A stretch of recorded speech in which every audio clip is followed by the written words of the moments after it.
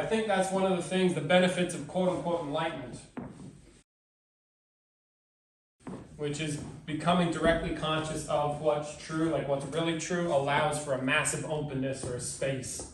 And what I mean by space is like shit like, oh yeah, if we take language out of your experience, like language itself, I'm not talking about the fact of written words, I'm talking about language, period, the experience is radically different. And I think what enlightenment gives is a completely blank slate, which is like a 0 point. What I could call a 0 point, a point of there's nothing. There's nothing, there's no thing, no existence, no nothing. And from there, start to look into something. I think that's very helpful because it's like when Peter was looking into the body, he had this background. Background's the wrong word, this backdrop, the freedom, a place where there's no assumptions.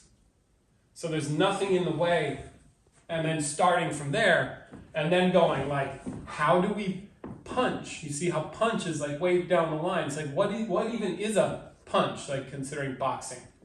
What's the best way to do the body? What is a body?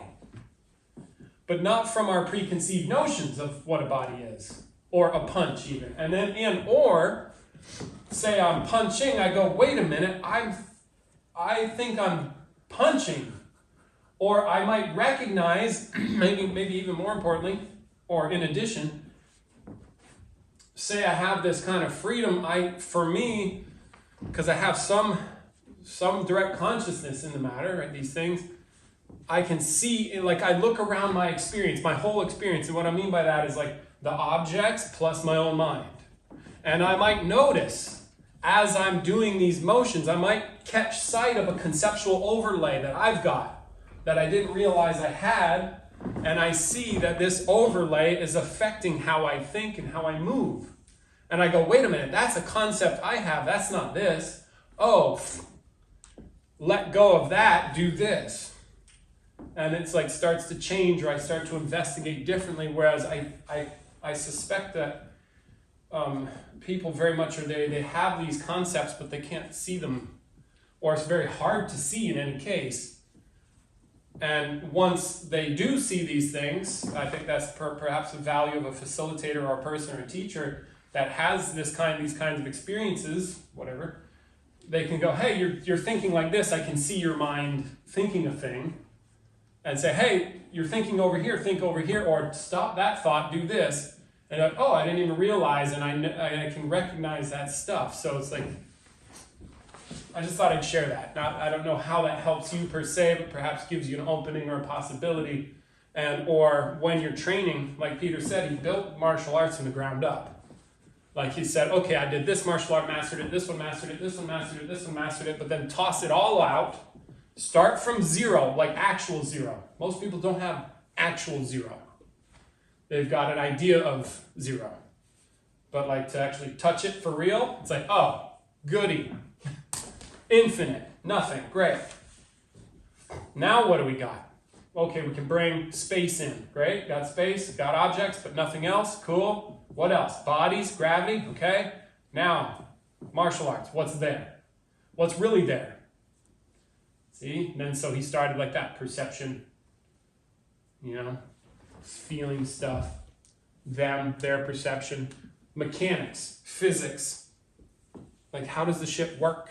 From zero, like tossing out all the traditions, all the dogma, all that stuff. So I think that's useful as well. Like is that like when people are trying to get quote enlightened or get conscious, don't bear any of that counsel in mind, as they say, but like that's a byproduct. It seems to me, this openness, this ability to wonder and stuff like that. And then your learning can be different, probably. The way you approach learning can be different, stuff like that. And then your ability to see things as they unfold can be changed. Anyway, I don't know why I said that so I can get a video, impress this upon you, give you like at least a thought or some openness about it, because I thought it was pretty interesting what I did over here, and then I saw you guys working it differently. I'm like, okay, cool. Like that somehow seemed to me make a difference in what you started to do, because I ripped you off of language and tried to get you to get that your body isn't what you think it is. It's that feeling shit below your head, right? And then when you start focusing there, it's like I was thinking, okay, if I'm Peter working on this stuff, he's concentrating on that feeling and going like, what makes that work the best?